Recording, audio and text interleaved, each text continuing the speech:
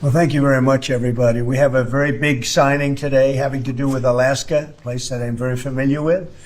And we're making it greater, bigger, and more powerful, and job producing. It's an economic gold mine, so to speak. And I signed this years ago, and Biden unsigned it for me. This was something that should have been long operating and making billions of dollars for our country and supplying a lot of energy and minerals and everything else that we're talking about. And they undid it and wasted a lot of time and a lot of money and a lot of effort. And now we're starting again, and this time we have plenty of time to get it done, and it's going to be done properly. I'd like to ask your Department of Interior head, who has done a fantastic job, Doug Burgum, to say a few words about it, and we'll go to Chris after you and anybody else that wants to say something. And it's a very powerful deal, very, very big deal from the standpoint of minerals and energy. So thank you all for being here. Doug, please go ahead. Well, thank you, President Trump. Yesterday is a historic day. President Trump, as he promised when he was running in the election to the American people, that he was going to unlock the potential of this country. He was going to unlock America's mineral wealth. He was going to generate returns for American people. And he was going to importantly bolster the critical supply chains around critical minerals for our country. On day one, he signed in a very important executive order unleashing Alaska's extraordinary resource potential. And this is part of the continuation. There's a number of things that have already happened with Alaska that are moving forward. There's more to come, but big milestone today. In reversing this Biden era decision about the Ambler Road, this is a 211-mile long road that begins over 200 miles north of Fairbanks off the Hall Road that goes up to the North Slope. This road goes to an area where there's no roads. Ambler Mining District at the end of that has some of the richest mining deposits in all of America and in all of the world. And these are minerals that are absolutely essential to defense, to industry moving forward today. Just take copper alone. This is one of the richest copper locations in the country. And of course, today to build a data center, you can have tens of thousands of tons of copper required for that. Even a single family home today may have as much as 400 pounds of copper in a home. And we have, as a nation, in the past, had basically gotten out of the mineral in energy and mining area. President Trump, when he said drill baby drill, he also was mine baby mine. We've got to get back in the mining business. China controls 85 to 100% of all the mining and refining of the top 20 critical minerals. And in this mine area up there, we got copper, lead, zinc, gold, silver, gallium, germanium. So rich in all of the minerals that we need to win the AI arms race against China and to prosper as a country. And so again, today this was history being made. When some of this was set aside in 1980 by Jimmy Carter, there was a special authority created for presidents to decide if there was a dispute. And so for the first time in history, a president is actually using that authority. President Trump, as he does, using his authority for the benefit of the American people. And the appeal came in from the state of Alaska asking that this road be built.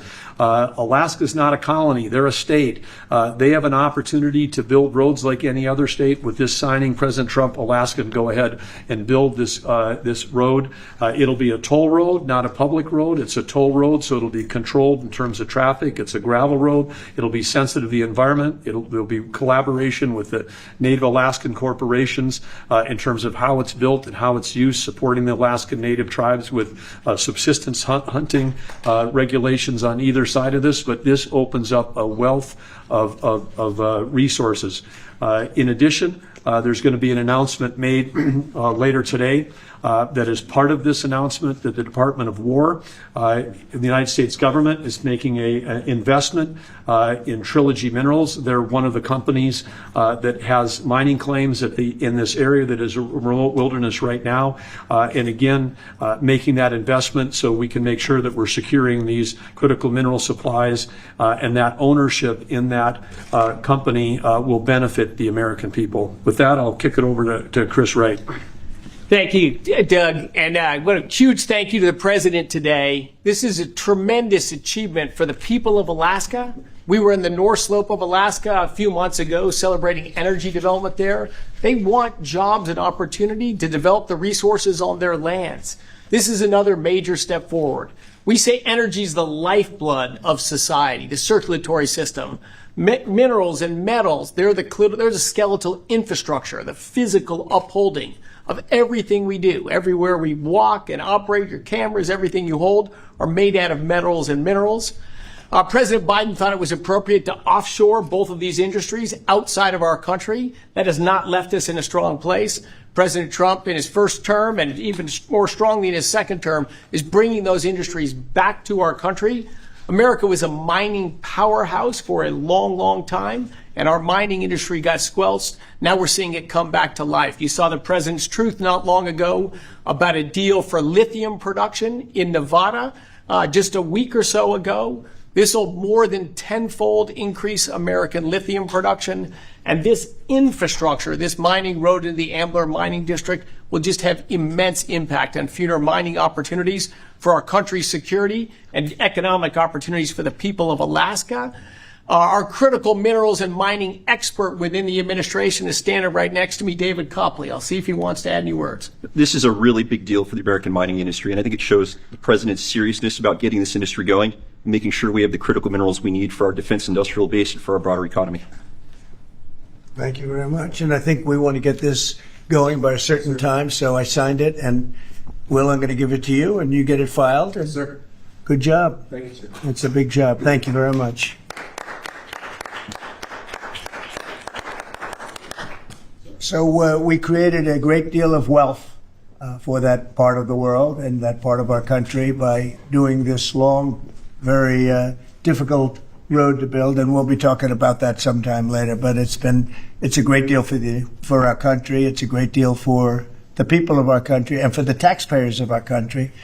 And if you have any questions on that, let me know, Steve. For the road to be constructed, I mean, how quickly will it get underway? Well, this road, as an industrial road, it'll have ownership. It'll likely be split between the state of Alaska, the federal government, and the Native Alaska corporations. We would expect that construction would begin next spring with planning throughout this winter. The 211-mile long road will be a gravel road with a solid design base to handle the weight of the trucks that are going in and out. This is typical design that far north because asphalt with a freeze-thaw cycle, very difficult with asphalt or concrete. So gravel, a fantastic gravel road is going to have the least impact on the environment, going to be the best suited purpose. Alaska's done this in the past with the Red Dog mine. They built a toll road that, again, has ownership. The companies that use the road pay to transit that road. So this is an economic model used around the world in mining districts. We'll apply it right here. And again, it's going to generate revenue for the American people and for the citizens of Alaska as opposed to a cost. And also 2 bridges. We're going to build 2 bridges that will be able to complete, and we'll get them up very quickly. And how long to complete? I mean, 211 miles, that's a lot. Yes, we'll get it done in less than a year. It's going to come in three phases. The first road, as President Trump said, will go quickly, which is they call it a pilot road. We'll build a single lane gravel road through the full duration of it. That'll be then expanded to a second phase and then a third phase over time. But again, we want to get that pilot road built because then we can help get materials back to help the mine get started quickly as well. Mr. President, there's negotiations happening with your team in Egypt right now over your proposed peace plan. It was reported by Axios over the weekend that you had called with Prime Minister Netanyahu where you told him to stop being so negative and to take the win when it came to Hamas's response to that. Is that true? No, it's not true. He's been very positive. He's been very positive on the deal. Everybody is. I think every nation is. We have just about every nation working on this deal and trying to get it done. Something that you could say 3,000 years if you look at it in certain ways, or you could say centuries, but this is a deal that incredibly everyone just came together. They all came together. No, Israel's been great. They've all been good, Caitlin. And in the negotiations, do you have any red lines in terms of Hamas disarming and whatnot? Are there any places you're willing to do? If certain things aren't met, we're not going to do it. But I think we're doing very well, and I think Hamas has been agreeing to things that are very important. Mr. President, on the government shutdown, Mr. President, if the vote today fails in the Senate, will that trigger layoffs? It could, at some point it will. And, the Democrats are the ones that started this. And if you think about it, it's about health care to a large extent. It's about, we want great health care for people. We don't want to give the money away to other people that come pouring into our country. And they've already poured because nobody's coming into our country. Now we have the border totally stopped. In fact, numbers we just announced again, we're at another 0. So we have 0 for 4 months in a row. 0 people coming into our country illegally. That's a pretty good number. I'm not sure even I can believe that, Doug, if you want to know the truth. 0. We went from millions of people to 0, but it's pretty close to that number. And the way you stop them is not to give away, not to announce that you're giving everybody free health care, free this and that. But what that does, it affects the American people because the American people are unable to get good health care. Obamacare has been a wreck, as you know, and to do that, we have to keep it propped up and do the best you can with it. It's a mess. But a lot of things are going on in that. We talk about Hamas, then we talk about negotiations that we have going on right now. We have a negotiation going on right now with the Democrats that could lead to very good things. What kind of And I'm talking about good things with regard to health care. Are you speaking with Democratic leaders? What kind of negotiations? Well, I don't want to say that. But we are speaking with the Democrats, and some very good things could happen with respect to health care. Would you make a deal with them on the ACA subsidies? If we made the right deal, I'd make a deal, sure. So you would make I mean, you have right now subsidies. You have subsidies. That's the problem with Obamacare. The subsidies are so much. It's billions and billions of dollars is being wasted. And we can have a much better health care than we have right now. And we're talking to them. I mean, I'm not saying that's going to happen because this has also been going on, not for 3,000 years, but it's been going on for a long time. But yeah, we're talking to the Democrats. You would work to make a deal with them on. I'd like to see a deal made for great health care. Yeah, I want to see great health. I'm a Republican, but I want to see health care much more so than the So, Democrats. Mr. President, on all of this, as you know, the American people are experiencing a lot of pain with any kind of government shutdown. And while you're dealing with Democrats and, of course, Republicans are standing their ground, what is your message directly to the American people who may encounter some of this pain and despair? How do you give them hope? Well, up till now, there hasn't been a great deal of pain. There could be a great deal of pain, but up till now, there hasn't been. I will say this, just hang in there because I think a lot of good things are going to happen. That's all I can say. I mean, I think a lot of good things could happen, and that could also pertain to health care. Mr. Follow-up President. question. I've seen a surge in attacks on ICE agents across the country, including the shooting in Dallas and over the weekend in Chicago. We saw 10 cars boxing in on ICE agents and another one ramming into an ICE vehicle. Well, We have heard Secretary Noem saying that some of these attackers are actually organized and they're planning to kill Sure. and ambush these officers. Right. What are the consequences for Very severe. We're going to have very severe. We're going to find out who's going after our federal agents. So when you look at Chicago, they've had probably 50 murders in the last 6 or 7 months, 8 months. Many, many people shot, like 30, 40, 50 people shot. Didn't die, but they've been shot. It's like a war zone. And then I listen to the governor and the mayor get up and say how they have it under control. They don't. It's probably worse than almost any city in the world. You could go to Afghanistan. You can go to a lot of different places, and they probably marvel at how much crime we have. Then you go to Memphis, where we are right now. Now, you had it just like in Washington, D.C. right now. You people know better than I do because you have to live right inside. And so many of the press have come to me. They've said, I can't believe it. It's changed so much. We have a safe city in Washington. Memphis will very soon have a safe city. Chicago can be very, very safe. It's going to be very safe. But Chicago is going to be very safe. And you say, why is it that a governor wouldn't accept free help from regardless? I mean, whether it's National Guard or the military or anybody. I mean, if women raped and beaten and knocked to hell, and the same with men where they're being shot all over the place in large numbers. I mean, we had a week in Chicago where 11 people were murdered and 38 people were shot. And then we have a governor get up and say, oh, it's safe, we can handle it. He can't handle it. He's an incompetent guy. That's why they threw him out of the family business. They threw him out. I knew the family business very well. And they threw him out. And now he's a governor. And he should say, we'd love to have a safer place. Chicago's a great city potentially. You know, I told you the head of the Union Pacific Railroad said, "Sir, save Chicago. It's a great city. It's going to be lost if you don't do it." We have no choice but to do this. And when judges give us rulings that, you know, you don't have to do it, Portland is on fire. Portland's been on fire for years, and not so much saving it. We have to save something else, because I think that's all insurrection. I really think that's really criminal insurrection. So I appreciate the question. These are unsafe places. We're going to make them safe. So you see what's going on in Memphis. Not pretty, but you know what? We're doing a pretty job, because it's going to be a very safe place in a little while. And the people of Memphis are so happy that we're there. And the people of Chicago. So you have black women with MAGA hats on in Chicago, all over the place. They want the guard to come in, or they don't care who comes in. They just want to be safe. And they really don't care. You know, there was one woman, she was great today. She said, "You know what? I don't care if it's the National Guard, the Army, the Marines, the Air Force. I don't care who comes in, as long as we're safe." And that's the way most of the public feels. We're going to make Chicago really great again, and we're going to stop this crime. Then we're going to go do another one, and we're going to go city by city. We're going to have safe cities. And it was so great that we started with our nation's capital, one of the worst. I mean, so many people, every week somebody was killed. They'd come from Iowa, they'd come from Indiana, they want to see the Jefferson Memorial, the Lincoln Memorial. They want to see something, and they'd get shot. And you'd call their parents, "I'm sorry, but your son is dead." And they go, "What do you mean he's dead? Came to Washington, D.C. Not anymore. That's not happening anymore. We have a safe place. We have a safe capital.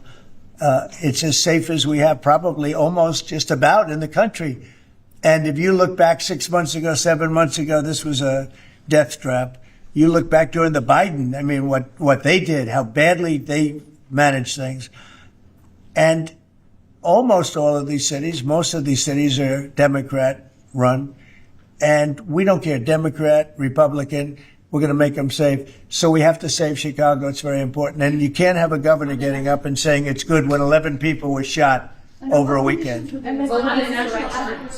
What? The Insurrection Act, under what conditions or terms would you? Well, I'd do it if it was necessary. So far it hasn't been necessary, but we have an Insurrection Act for a reason. If I had to enact it, I'd do that. If people were being killed and courts were holding us up, or governors or mayors were holding us up, sure, I'd do that. I mean, I want to make sure that people aren't killed. We have to make sure that our cities are safe.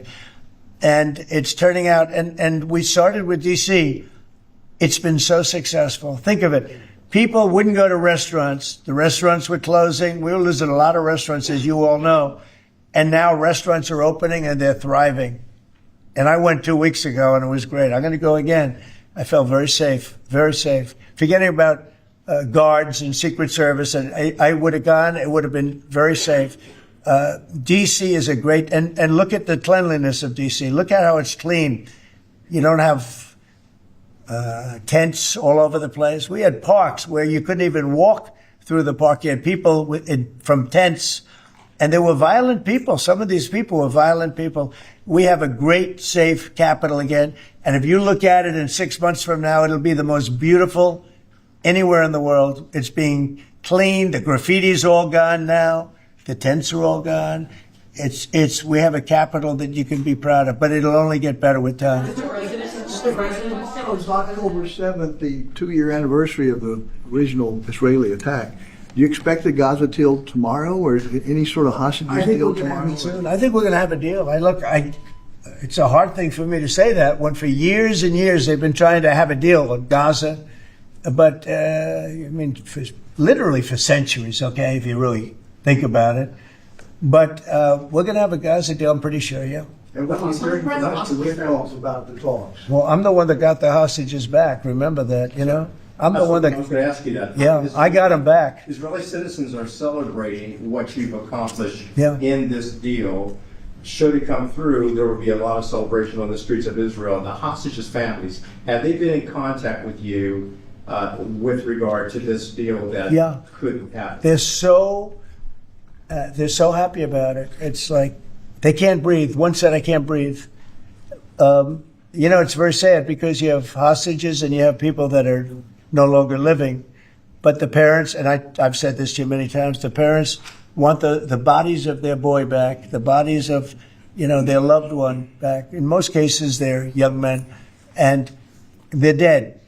And there's probably 32 or so, about that number. Nobody knows exactly what the number is. They want that body back as much as if their son were alive. I've been with them. You know, many have come to the White House, to the Oval Office. I've been with many of the people that I got released. We have a fantastic group working on it. Steve Witkoff has been amazing. Jared, I have Jared. I took Jared out because Jared's a very, you don't find anybody more capable, and we have the A+ team working on it. I think we've made tremendous progress. And yeah, the people of Israel wanted to happen, but the people related to hostages, I mean, you see in Israel tens of thousands of people. They really want the hostages back, and they really want things to end. And I think Hamas now has been, all I can say is they've been fine. They've been fine. I hope it's going to continue that way. I think it will. I really think we're going to have a deal. We have a really good chance of making a deal, and it'll be a lasting deal. We want to have peace. This is beyond Gaza. Gaza is a big deal, but this is really peace in the Middle East. And the amazing thing is we have every Arab country, every Muslim country. We have every country surrounding. They all want. I spoke with President Erdogan of Turkey. He's fantastic. He's been pushing very hard. He's a very powerful guy, and he's been pushing very, very hard to get this deal done. And Hamas has a lot of respect for him.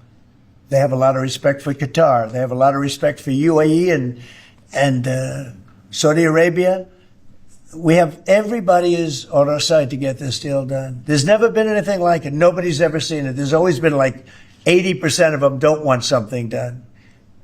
I think virtually we even had a very strong signal, as you know, from Iran. They'd like to see this done. Mr. President. Yes. Mr. President, Governor Abbott offered up the Texas National Guard to you. Have you had any other conversations with other red state governors? They're willing to offer. Every one of them is willing to offer whatever we need. We thank Governor Abbott of Texas. Every one of the red state, as you call them, red state governors is willing to give whatever we need because they want our agents protected. You know, these ICE agents have a tough job. They have to go in and get, in many cases, stone cold criminals, hardened criminals, long-time criminals. And every essentially Republican governor has offered up whatever we need. And some Democratic governors also. Daniel? Yeah, Mr. President, thank you. Quick question on the subject of the order. The Biden administration, previously speaking, they shut down Alaska for business. You reversed that, reversed it on day one. You opened it up, going after all the critical minerals. This mission of yours, Secretary Burgum, Secretary White, to boost our own independent production of critical minerals, rare earths. It's necessary, Can you just talk about how important that is over the next 4 years, sir? Well, it's very necessary. You know, in the past, we were able to go to other countries, buy whatever we want, but all of a sudden, if those countries are hostile, and by the way, China hasn't been. We've made deals with China. You know, they approved the TikTok deal. Everyone said you'd never get the TikTok deal approved. They approved it, and we have great people buying it. Big, strong American companies are buying it, the most prestigious companies there are, actually, and they're going to make sure everything's good. But President Xi was great. He approved it. So I'm not saying hostile, but it's good to have our own minerals. And, you know, we created tremendous value by creating a road. We build a road that only we can do because we have the rights to do it, number one, and we have the power to do it. And so we build a road that's over 200 miles long through a very beautiful area of the world. Actually, it's incredible. When you look at it, it's incredible. But a rough area from the standpoint of building. So we get a road done. And with that, we unleash billions and billions of dollars of wealth. It's pretty amazing when you think of it. And it's wealth that we need if we're going to be the number one country. You know, we're number one now with AI. You probably read.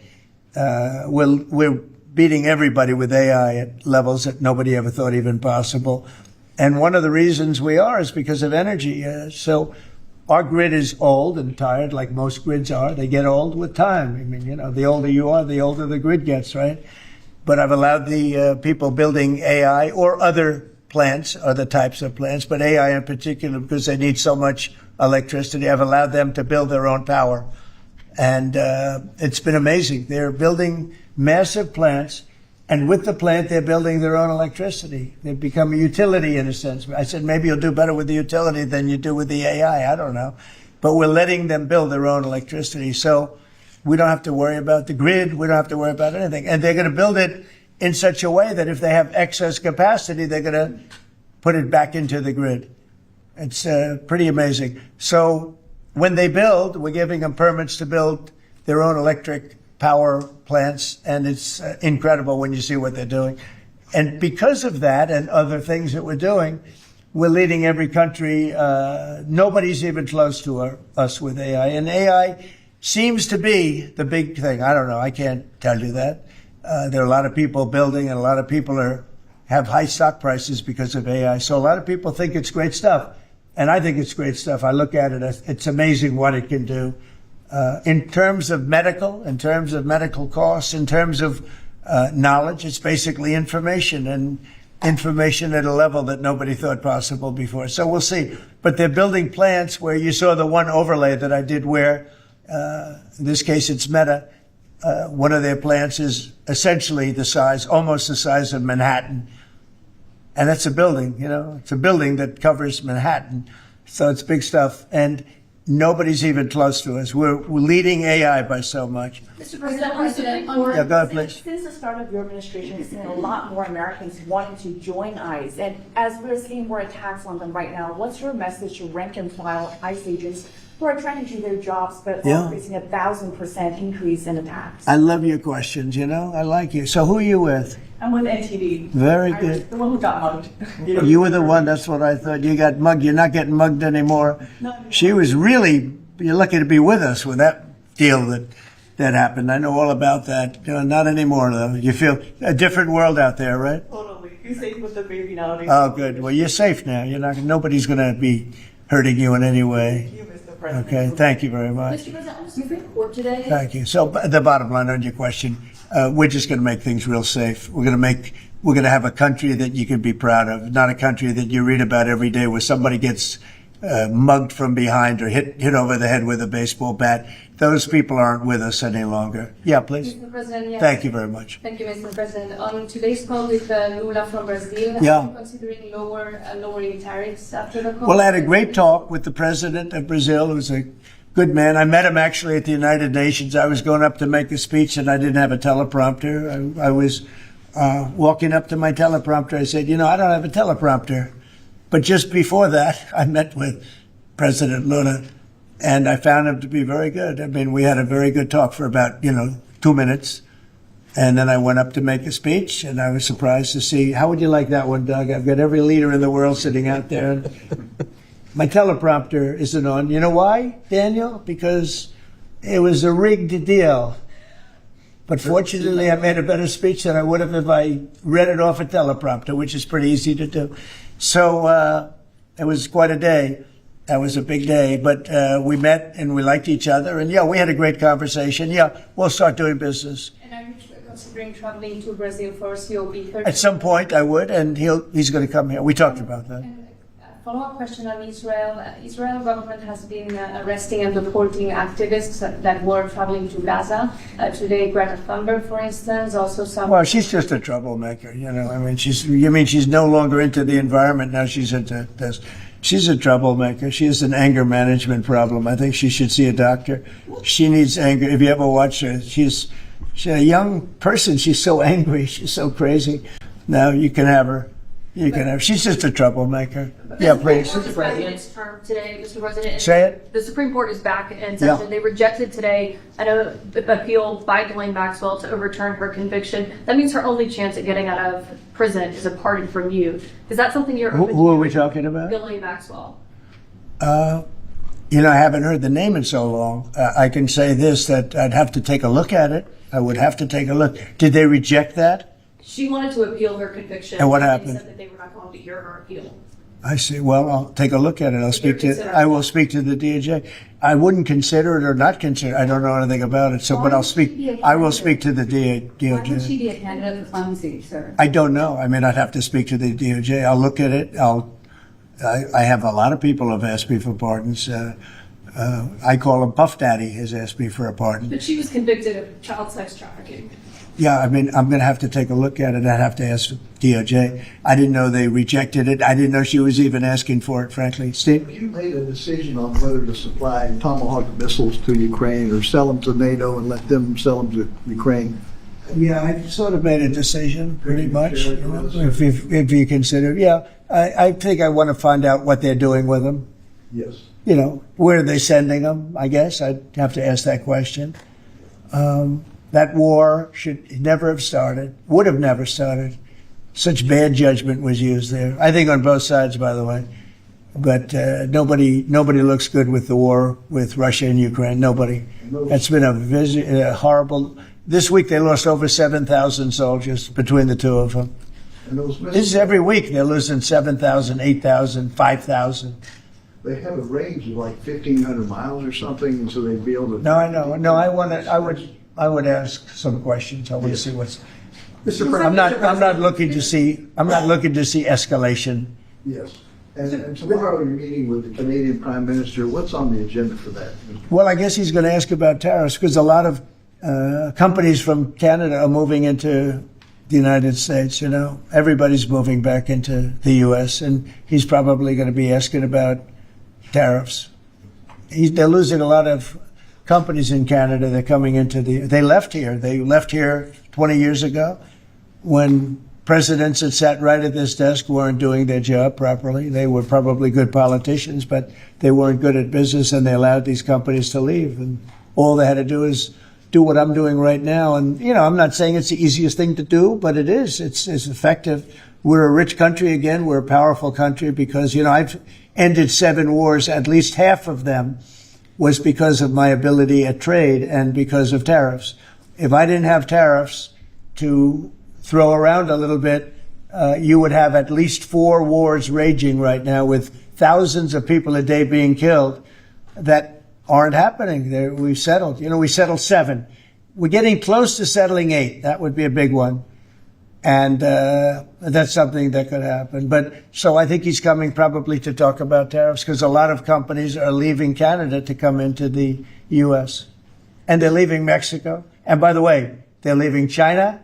They're leaving all over the world to come into the U.S. And would you Nobody's actually seen anything like it. Would you shift your position on tariffs in response to whatever? Well, I mean, look, my positions turned out to, everybody said I'm right. They find billions of dollars that they didn't even know they had. Recently, they said they found billions of dollars and they couldn't understand. I said, check the tariff shelf. And they come in the next hour and they said, sir, you're right. It was from the tariffs. We're a rich, really rich country again. But more importantly, maybe influence. If I didn't have the power of tariffs, you would have at least 4 of the 7 wars raging. I use tariffs to stop wars. If you look at India and Pakistan, they were ready to go at it. 7 planes we shot down. They were ready to go at it. And they're nuclear powers. And I don't want to say exactly what I said, but what I said was very effective. They stopped. And that was based on tariffs. It was based on trade. Tariffs are very important for the United States. We are a peacekeeper because of tariffs. Not only do we make, hundreds of billions of dollars, but we're a peacekeeper because of tariffs. Mr. President. On the shutdown, Mr. President, the shutdown that occurred during your first term lasted 35 days. Yeah. How long do you expect this shutdown to go? Well, you don't know. Look, I can say this, that it would have not happened except for the Democrats. The Democrats are very foolish. They've lost their way. And we have a new thing now when you look at, it's called crime. It's called absolute, as Biden would say, well, I won't say what he would have said. Remember when he said, it's a 3-letter word, no. Remember that one? Everybody say, what was that all about? He probably meant exclamation point or something after the word. But this is a 5-letter word, crime, C-R-I-M-E. And we want to put it out and are putting it out, and they don't. They don't seem to care about it, but they do care. I believe that Pritzker and this mayor of Chicago that like to say about they don't have it under control. Not only is it not under control, it's the opposite. And I believe they're afraid, they're scared for their lives. I believe that the Portland people are scared. You look at what's happened with Portland over the years, it's a burning hellhole. And then you have a judge that lost her way, that tries to pretend that like there's no problem. Actually, she's not even saying that. There's a huge problem in Portland. I'll tell you what the problem is. Crime. Okay, crime. There's a huge problem in Chicago. It's called crime. And we want to put out the crime, and they want to inflame the crime. And why they want to, I don't know. But it could be that Pritzker is scared for his life. Yeah. You appointed that judge on the UN. Do you have an update on the investigation into what happened to you at the UN last month? And also, what's your message to Americans who are concerned about your and your family's safety as you're very out in the public attention? Yeah, I am out there. There's no question about it. Well, at the UN, we had a problem with the teleprompter. We had another problem that nobody has actually talked about. The people in the room didn't hear my speech. Did you know that? The people in the room, they didn't have any loudspeakers, and they didn't hear my speech.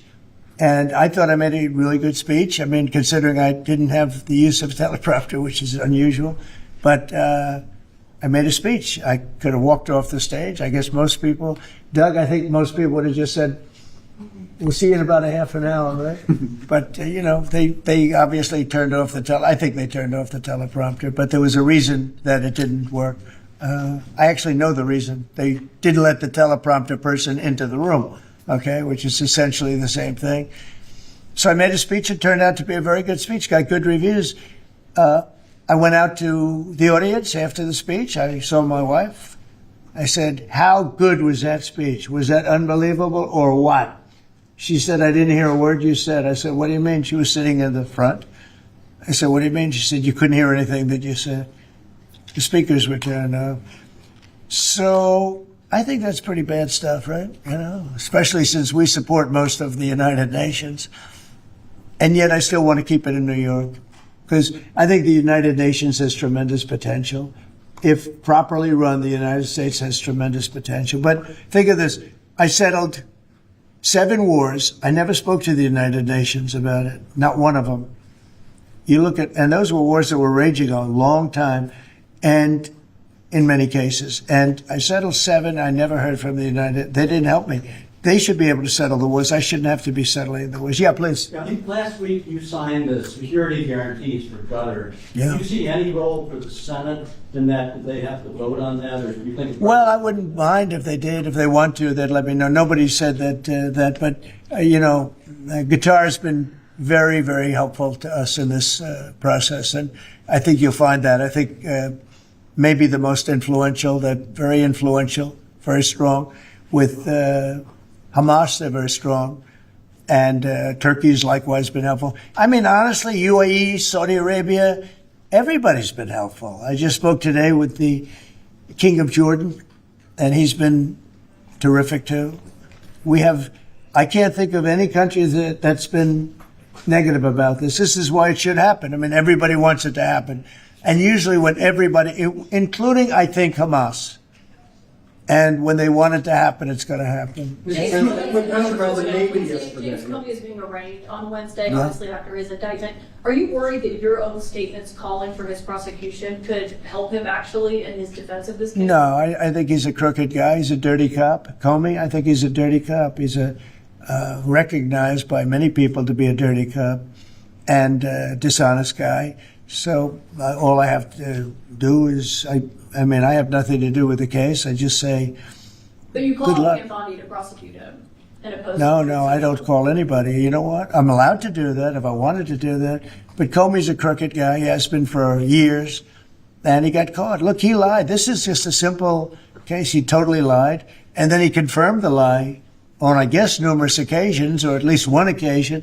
He confirmed the lie. He said, that's what I said, and I stand by it. And, the guy, and he didn't say, to the best of my knowledge. He didn't say, well, I don't remember. He made a very definitive statement and a very important statement concerning him. and he got caught in an outright lie. And that's why a group of people, it wasn't me that voted, they voted to indict him. But he's a crooked guy, in my opinion, and we'll find out. The court's going to determine that in a little while, I guess, yeah. You have the numbers of the Navy yesterday, Mr. President. Yeah, I'm going to do some farm stuff this weekend. You have the numbers Yeah, of the please. Navy yesterday celebrating It was unbelievable. their 250th. Can you talk about that? And as we get closer to America's 250th, you've initiated a prayer initiative as well. Yeah. Talk to me about both of those events and why they're so important, particularly the prayer initiative going forward to the... Well, we have, and we're dealing, as you know, with all of the different, and not just evangelicals, Christians. We're dealing with lots of different faiths, religions. And I felt for a long time that, if a country doesn't have religion, doesn't have faith, doesn't have God, it's going to be very hard to be a good country. There's no reason to be good. I want to be good because you want to prove to God that you're good, so you go to that next step, right?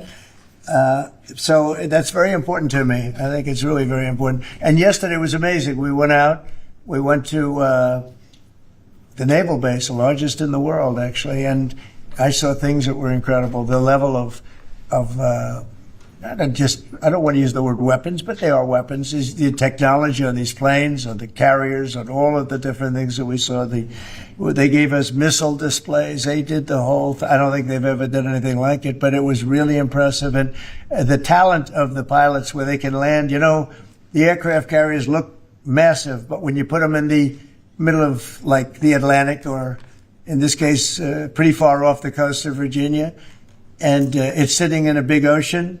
And it was pretty calm yesterday, but it's still a little bit testy, right? Yeah. And you'd have these guys land right on a thing and come to a sudden screeching halt. And they're really something. They were taking off yesterday, and they look over, yes, sir. And then you see them, and you see them just get ripped back into the seat because the G-forces are so great. And actually, if you're not in great shape, because they were doing maneuvers that were incredible yesterday, and the admirals were explaining that if you're not in really good shape, you don't make it because you pass out. These guys, and women, I met some women pilots that, it's incredible what they're able to do. So we saw something that was great, and you saw the spirit, because we had for a couple of thousand, I think they had probably 22,000, largely sailors, all dressed in the most beautiful white. There wasn't a spot on any of those uniforms. I looked at them. It was just a wave of white, and it was a great crowd and great reception. So, getting back to a very important question that was asked, when you go back a year ago, people weren't joining the armed forces. They weren't joining the Army, Navy, Air Force, Marines, the Coast Guard, Air Force. If you look at, any of them, they weren't joining Space Force. And now we're setting records recruitment. And that goes for the police and fire. Now they want to be policemen, they want to be firemen. And firemen, people don't mention them, but they're incredible. I know so many of them, they're brave as hell. I wouldn't want to do it, tell you. But they weren't able to recruit. The police weren't able to recruit. And the military wasn't able to recruit. We were really off. And I got elected, and it really started on November 5th. I got elected, and somehow the country developed a spirit. Financially, yes, but also with the military. And now we have record levels of people wanting to be in. Every force is filled. We have waiting lists to get into the Marines, to the Army, to the Navy, to the Air Force. We have Coast Guard. We have waiting lists to get in. It's amazing, actually, what's happened. We have a country it was a dead country, and I say it all the time. We had a dead country 1 year ago. Now we have the hottest country anywhere in the world. And it's nice to see you. I've watched you for years on television, so it's nice to meet you. Thank you very much, everybody. Thank you, press. Thank you, press. Let's go.